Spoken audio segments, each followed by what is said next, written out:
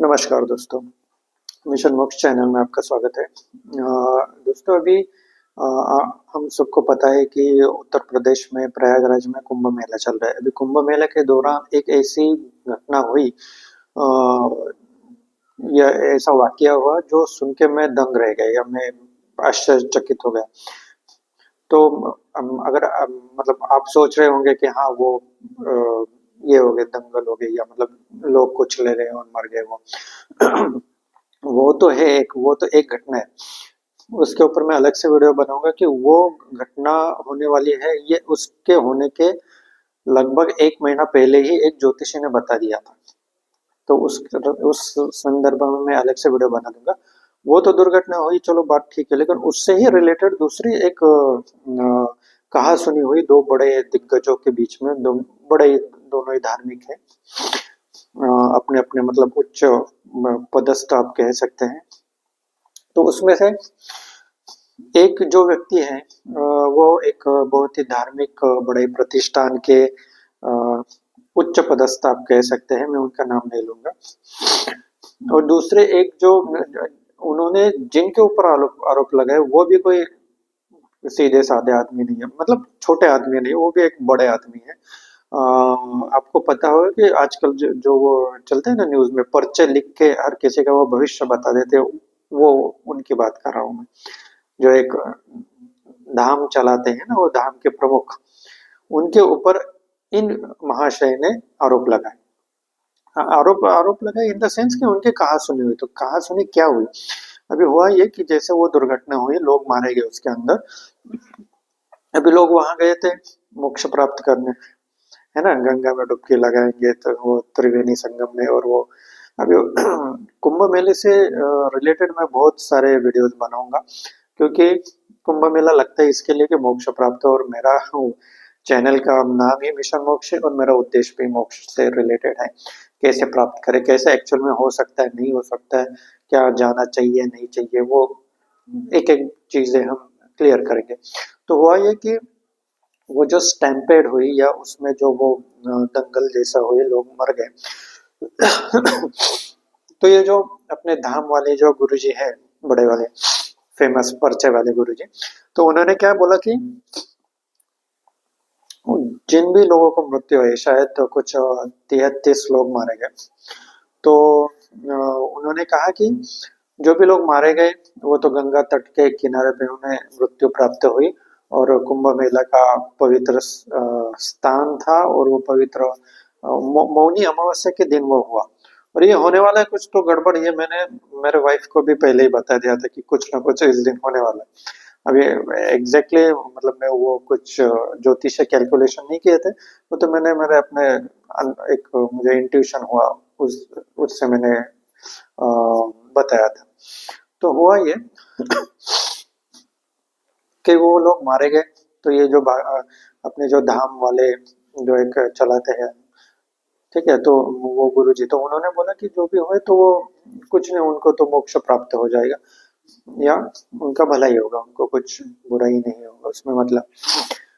तो उसके अगेंस्ट ये जो दूसरे एक ये कुछ अखाड़े के या कुछ मतलब बहुत हिंदू धर्म के बहुत बड़े एक पीठ के पीठाधीश्वर या उच्च पदस्थ कह लो धार्मिक व्यक्ति है, तो उन्होंने कहा कि ये जो बोल रहे हैं ये गलत है। अगर ऐसे लोग को कुछ ले गए, मारे गए, तो उनको मोक्ष कहाँ से मिलेगा? और इतना ही अगर इससे मोक्ष मिलता है तो चलो हम भी तैयार है तुम्हें धक्का देने के लिए, तुम मरो और मोक्ष प्राप्त कर लो। एग्जैक्टली ऐसे वर्ड है, मतलब एग्जैक्ट वर्ड देखोगे तो इससे भी भयानक है कि आओ हम तुम्हें धक्का देते और तुम कुछ ले जाओ, तुम मरो। और दोनों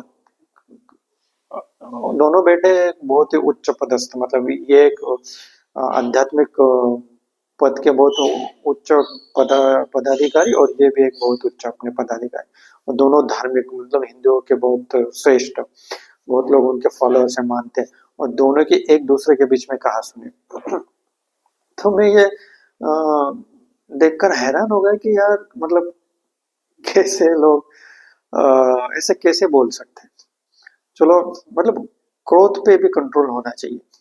और इस क्रोध से फिर मुझे याद आया कि जो मैंने एक अभी रिसेंटली एक सीरियल देखी थी, ऑनलाइन ही देखी थी, टीवी में ज्यादा देखता नहीं हूँ। तो उसमें षड षड रिपु बताए गए थे, काम क्रोध मद मोह मत्सर, है ना, और लोभ। काम क्रोध लोभ मद मोह मत्सर, जो जो भी आपको पता है, छह। ठीक है।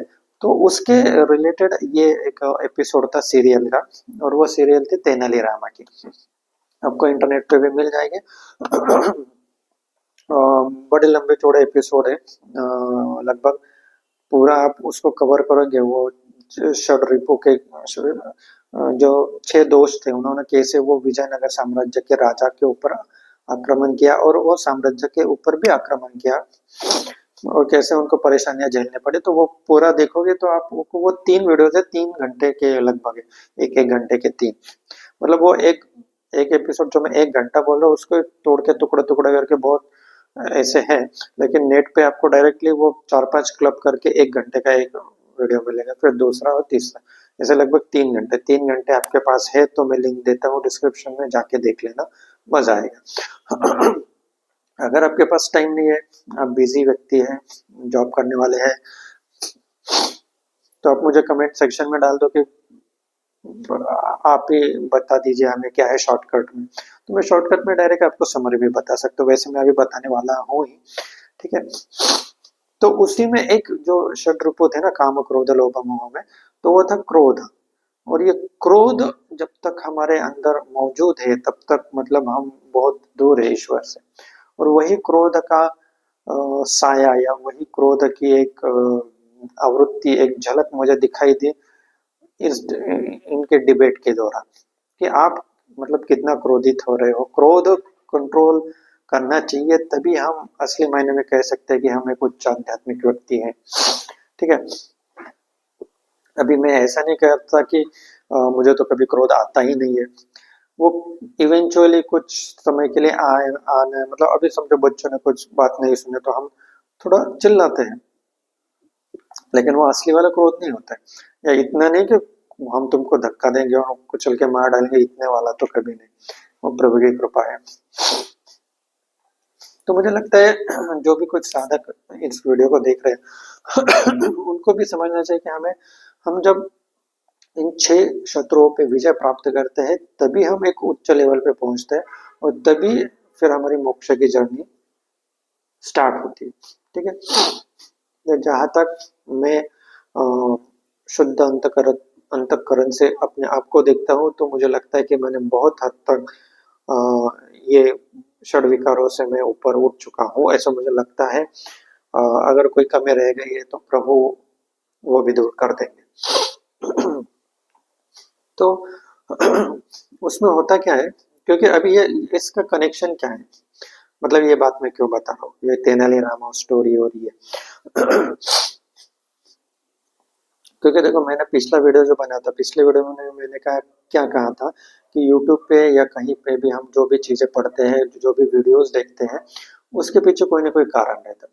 तो जब मैंने वो षड्रिपु वाला वो तेनालीरामा के एपिसोड देखे, वो 3 घंटे के, तो फिर मुझे पता चला कि भाई ये कितना इम्पोर्टेंट ज्ञान है। ये आज तक मतलब ये ऐसी बातें हैं ये षड्रिपु की, कि ये हर एक बच्चे को स्कूल में पढ़ाने जाने चाहिए। लेकिन वो पूरा हटा ही दिया है, मतलब सिलेबस से। वो सब अंग्रेजों की मेहरबानी कि उन्होंने पूरा पूरा ही हमारी वाट लगा दी, पूरे हमारे आध्यात्मिकता की भी और हमारे संस्कारों को भी वाट लगा दी। तो जब मैंने वो अभी मैं थोड़ा हिंट आपको, मैं वो स्टोरी को अगले एपिसोड में कवर करूंगा। लेकिन यहाँ पे बस मुझे मुद्दा ये बोलना था कि कुंभ मेला लगा है, अच्छा वातावरण है, सब कुछ है, लेकिन उच्च पदस्थ व्यक्ति भी कैसे बातें कर देते हैं, जो कि मतलब कोई सामान्य व्यक्ति भी ना करे।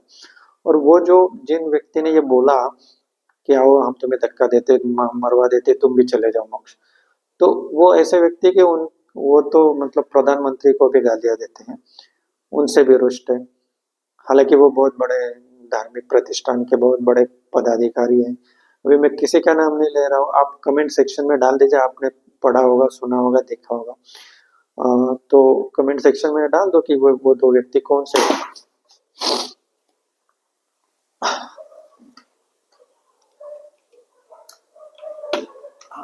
सॉरी, थोड़ा मेरा मोबाइल को भी क्रोध आ गया और भी उछल के गिर पड़ा। तो आप मुझे बताइए वो दो व्यक्ति कौन है, और आपका क्या टेक है इसके ऊपर। और फिर शैडो रिपू के ऊपर भी आप वीडियो चाहते हैं तो कमेंट सेक्शन में लिखिए। मैं वो तेनाली रामा की जो स्टोरी है वो शॉर्ट में आपको बता दूंगा कि क्या हुआ, बहुत सुनने लायक है। और अगर आपके पास टाइम है तो देखने लायक भी है, बहुत लाजवाब तरीके से उन्होंने शूट किया है। ठीक है, लेकिन टाइम कंस्ट्रेंट आपके पास है तो मैं शॉर्ट में आपको समझा भी दूंगा नेक्स्ट वीडियो में। तो बताइए मुझे आपको कैसा लगा video. Thank you so much. और डिस्क्रिप्शन में मेरा व्हाट्सएप ग्रुप की लिंक है, कम्युनिटी लिंक है, आपका मोबाइल नंबर सीक्रेट रहेगा, आप मुझसे जुड़े भी रहोगे। ठीक है, थैंक यू सो मच।